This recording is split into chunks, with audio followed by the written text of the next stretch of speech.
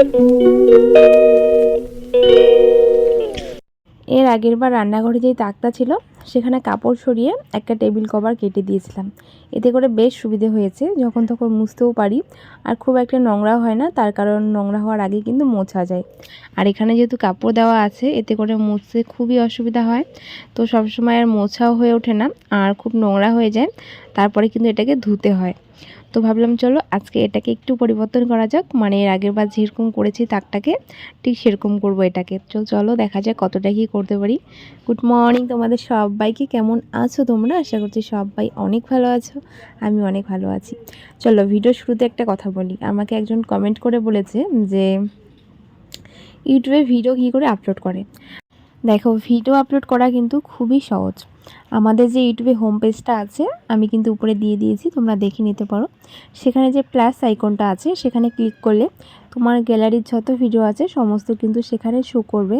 আর তুমি যে ভিডিওটা আপলোড দিবে বলে ভেবেছো সেটা কিন্তু সেখান থেকে তুমি বেছে নিয়ে নিতে পারো। তারপরে সেখানে নানা রকমের প্রসেস থাকবে, সেরকম পাবলিক, প্রাইভেট। তো তুমি যেহেতু পাবলিক করবে তো সেটা তুমি পাবলিক অপশানে ক্লিক করে তারপরে কিন্তু তুমি সেভ করে দিতে পারো। তাহলে কিন্তু তোমার ভিডিওটা পুরো পাবলিকলি শো হয়ে যাবে আর সেটা কিন্তু ইউটিউবে আপলোড হয়ে যাবে। আর ইউটিউবে আপলোড সঙ্গে সঙ্গে তুমি যেরকম ভিডিও ছাড়বে সঙ্গে সঙ্গে কিন্তু একদমই হবে না, একটু সময় লাগে, যেটা একটু প্রসেসিং হতে, তারপরেই কিন্তু আপলোড হয়ে যায়। তারপরে আপলোডিংয়ের পর তুমি যদি থাম্বনেল অ্যাড করতে চাও, থাম্বনেল, টাইটেল, ট্যাগ, সেগুলো তুমি পরপর বসিয়ে নিতে পারো। আর এত কিছু কিন্তু একটা ভিডিওর মাধ্যমে বলা কখনোই সম্ভব না। তুমি কিন্তু বিভিন্ন রকমের যে টেক চ্যানেলগুলো আছে সেগুলো ফলো করতে পারো, আর সেখান থেকেও তুমি কিন্তু খুব সুন্দরভাবে বুঝে যাবে। আর আমি এটাও জানি আমার এই ব্লগিং চ্যানেলের মাধ্যমে আমি কখনোই এটা তোমাদেরকে বলতে পারবো না বা বোঝাতেও পারবো না। এতে করে আমারও অসুবিধা হবে, আর যে বুঝবে তারও কিন্তু অসুবিধা হবে। তাই আমি এটাই বলবো, যেহেতু তুমি আমার কাছে জানতে চেয়েছো কীভাবে আপলোড করতে হয়, তো আপলোড করাটা কিন্তু খুবই সহজ। ইউটিউব হোম পেজে গিয়ে যে প্লাস আইকনটা আছে সেখানে ক্লিক করলেই কিন্তু সমস্ত ভিডিও শো করে, তো সেখান থেকে কিন্তু আপলোডিং হয়ে যায়। আর তুমি যদি না বুঝো আমার কথা তাহলে কিন্তু তুমি যা টেক চ্যানেলগুলো আছে তুমি কিন্তু ইউটিউবে সার্চ করতে পারো কীভাবে ভিডিও আপলোডিং করে। তো ফার্স্ট থেকে লাস্ট যত রকমের টিউটোরিয়াল আছে তোমাকে সমস্তটাই সুন্দরভাবে বুঝিয়ে দিবে, এতে করে তুমি খুব সুন্দরভাবে বুঝে যাবে আর কিন্তু শিখেও যাবে। তো আশা করছি আমি বুঝাতে পেরেছি। আর যদি বুঝাতে না পারি তাহলে আমি এটাই বলবো যে তুমি টেক চ্যানেল ফলো করো, এতে করে তোমার খুব সুবিধা হবে আর তুমি ভালো মতো বুঝতে পারবে। এবার কৌটোগুলো একটুখানি মুছে গুছিয়ে নেব, পরিষ্কারই আছে, খুব একটা নোংরা হয়নি। এখন তো সব জায়গায় হয়তো বা বৃষ্টি হচ্ছে, আমাদের এখানে খুব একটা গরম নেই। আমি সবসময় ভিডিও দিতে পারি না, গরম গরম বলি। তো আমাকে একজন কমেন্ট করে বলেছে যে এখন তো খুব একটা গরম নেই, তো তখন আমাদের এদিকে প্রচণ্ড গরম ছিল। হ্যাঁ, এখন গরম নেই, এখন চেষ্টা করব রোজ ভিডিও দেওয়ার। তো চলো এখন আমি কৌটোগুলো ভালো করে গুছিয়ে গুছিয়ে রাখছি। আর এখন কিন্তু আমার রোজ চানাচুর খাওয়া হচ্ছে। এই চানাচুরের দৌলতে পড়ে মানে কি বলবো, আগে তো সবসময় চানাচুরটা ভালো লাগতো, তবে কিনে খাওয়া হতো না। এখন যেহেতু ঘরে আছে আর আমাকে খেয়ে শেষ করতে হবে, তাই কিন্তু মাঝে সাঝেই দুপুরবেলা করে কখনো মুড়ি চানাচুর মেখে খাচ্ছি বা কখনো চানাচুর এমনি খেয়ে নিচ্ছি। তো আমার কিন্তু গোছানো কমপ্লিট। আজকে ভাবছি যে লাল তাকটা আছে সেখানে যা সমস্ত জিনিস আছে সেইগুলো একটুখানি বের করব, তার সঙ্গে মুছে গুছিয়ে রাখবো। একটা জিনিস খুঁজে পাচ্ছিলাম না, সেটাও একটুখানি খোঁজার চেষ্টা করব। তো চলো আমি ভালো করে সমস্ত জিনিস বের করে নিয়েছি, মুছে গুছিয়ে নিচ্ছি। ঘরটা খুবই ছোট, আর এই ছোট্ট ঘরটাকে একটু যদি গুছিয়ে না রাখা যায় তবে কিন্তু খুব বাজে লাগে, ওলটপালট হয়ে যায়, খুব হিবিজিবিও লাগে দেখতে। তো আমি সবার নিচের টিফিন বাটিগুলো রাখি আর কিছু কাপ রাখি, যেই কাপগুলো আমরা যেহেতু সবসময় চা খাই না আর আমাদের বাড়িতে সেরকম কেউ নেই, তাই 4 থেকে 5টার মতো কাপ আছে যেগুলো বাইরে থাকে, আর সমস্ত কাপ কিন্তু তলাই থাকে। আর এখানে রেখে দেবো 4-5টা কিছুটা বাটি, হাতের সামনে যেই বাটিগুলো লাগে সেগুলো। আর সমস্ত বাটিগুলো কিন্তু তুলে রাখি, ওই লাল যে গামলাটা দেখছো সেখানে সমস্ত বাটি রাখা হয়। তার কারণ বাটি যত বেশি বাইরে থাকে তত বেশি নোংরা হয় আর হারিয়েও যাওয়ার সম্ভাবনা থাকে। তো চলো, আর আমাদের মধ্যে তো এই বাড়ি ও বাড়ি তরকারি দেওয়া নেওয়া হয়ে থাকে, এইভাবে কিন্তু প্রচুর বাটি হারিয়ে যায়। তো আমি যার জন্য সমস্ত বাটি আলাদা করে রেখে দিই, আর হাতের সামনে 4-5টার মতো এক্সট্রা আর কি রাখি, যেগুলো সবসময় ব্যবহার হয় বা সবসময় লাগে। তো এই টেবিল ক্লথটা ছেঁড়া ছিল কিন্তু সাইডগুলো ভালো ছিল, তাই আমি সেখান থেকেই কেটে নিয়েছি। আবারও আছে ভালো অনেকটা, আরও জানি না কখন কি কাজে লাগবে, তাই সেটাকে ভাঁজ করে আবারও রেখে দিচ্ছি।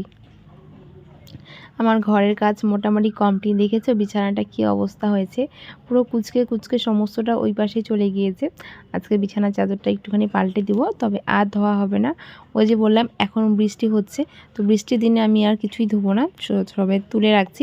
যখন রোদ্র উঠবে তখন এই ঘর ওই ঘর দুই ঘরের বিছানার চাদর একসঙ্গে ধুয়ে দেবো। আজকে এই ঘরটা গুছিয়ে রাখছি, কালকে ওই ঘরটা গুছিয়ে রাখবো। বুনু আর দাদু যাওয়ার পর ভেবেই রেখেছি যে পুরো ঘরটাকে একটুখানি গুছিয়ে রাখবো, আর যতটা পারছি একটু পরিষ্কার করে রাখছি। এখন যেহেতু বৃষ্টির দিন জানোই, বাইরে খুব একটা বের হওয়া যায় না, আর ঘরেও খুব একটা গরম নেই, তাই ঘরের মধ্যেই এগুলো কাজ করার চেষ্টা করি। তো চলো, আমার কিন্তু বিছানা গোছানো কমপ্লিট। আর ওইদিকে যে লেপটা রেখেছি সেটা আবার পড়ে গেল, ওটা রাখার কোথাও জায়গা পাচ্ছি না, তাই এইভাবে বস্তার মধ্যে রেখে দিয়েছি। আর তো দুটো মাস তারপরে হয়তো ঠান্ডা পড়ে যাবে। খুব একটা ঠান্ডা না পড়লেও আস্তে আস্তে ঠান্ডা চলে আসবে, তখন আবার লেপটা বের করতে হবে। তাই আর এইটুকু দিনের জন্য কোথাও রাখছি না, এভাবেই আছে, এইভাবেই থাক। আমার একটা কাজ করতে করতে হঠাৎ করে যে দাড়িপাল্লাটা আছে সেটা পায়ে পড়ে যায়, আর আমরা যেটাকে ওয়েট বলি, মানে ওজন করি 1 কেজি 2 কেজি, সেটা আমার পায়ে এসে পড়ে। আর মা রান্নাঘরে কাজ করছিল, আমার চিৎকার শুনে মা দৌড়ে আসলো। আর ছোটোবেলা থেকে একটা অভ্যাস, আমাদের কিছু হলে আমার মা জানি না কি একটা মন্ত্র বলে, মানে এমনি এমনি করে, আর সত্যি সত্যি সেটা জাদুর মতো কাজ করে, কিন্তু কমে যায়। আর কখনো কখনো খুব বেশি হয়ে গেলে ব্যথার মলম আছে সেগুলো লাগিয়ে দেয়। তো চলো, আমি বালতির মধ্যে সেটাকে ভালো করে রেখে দিয়েছি। আর এই যে শুকনো লঙ্কাগুলো, এখন তো বর্ষাকাল প্রায় চলেই পড়েই গেল, জানি না কোথায় কোথায় হচ্ছে বৃষ্টি। আমাদের এখানে 2-3 দিন থেকে খুব বৃষ্টি হচ্ছে, তো সেইগুলো এখন আর বাইরে দেওয়া যাবে না। ভাবছি এগুলো মিক্সিতে গুঁড়ো করে রেখে দেবো। বর্ষাকালে এমনিতেই জানো সমস্ত কিছুর কিন্তু অনেক দাম বেশি হয়, সেটা যে কিছুই হতে পারে, শাকসবজি, লঙ্কা, আদা, রসুন, সমস্ত কিছু। তো সবাই বেশিরভাগ কিন্তু এইভাবে লঙ্কা শুকিয়ে রাখে, তো সেটা আমরাও করেছিলাম। তো এখন ঘরটাকে ঝাড় দিয়ে নিব, আর সেরকম একটা কাজ নেই বলেই চলে, যা কাজ আছে সেগুলো অফ ক্যামেরায় করে নিব। তবে ঘরটাকে যতটা পেরেছি আগের থেকে অনেকটা গুছিয়ে রেখেছি। আর এখন যেহেতু ঘরটা সিমেন্ট দিয়ে মোছা হয়েছে, তাই প্রচুর পরিমাণে বালু বের হয়, যতটুকু বালু বের হয় সমস্তটাই বোঝা যায়। আজকে আর ঘরটা মুছছি না, তার কারণ আজকে বানাবো কাঁঠালের বড়া। মা কাঁঠাল নিয়ে এসেছিলো কালকে, অনেকগুলো কাঁঠাল, অনেকগুলো না, মানে একটাই কাঁঠাল অনেক বড়। তো আমি যেহেতু একদমই কাঁঠাল খেতে ভালোবাসি না, তবে এঁচোড় খেতে ভালোবাসি, কাঁঠালের রস খেতে ভালোবাসি, কাঁঠালের বড়া খেতে ভালোবাসি, তবে কাঁঠালটা খেতে ভালোবাসি না।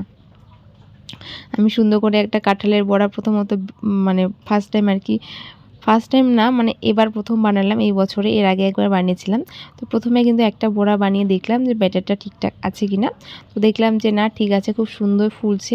আর আমি কিন্তু কাঁঠালের বড়া, কলার বড়া এসব বানালে চিনিটা দিই না, তার কারণ এতে করে যা মিষ্টি থাকে কি বলবো। আর আমি এখানে দিয়েছি একটুখানি ময়দা আর একটু সুজি দিয়েছিলাম। সুজিটা দিলে খুব সুন্দর হয়, খেতেও বেশ ভালো লাগে, তবে সুজিটা না দিলেও হয়, এমনিও কিন্তু খাওয়া যায়। তো চলো, আজকের মতো ভিডিওটা এখানে শেষ করছি। সবাইকে টাটা।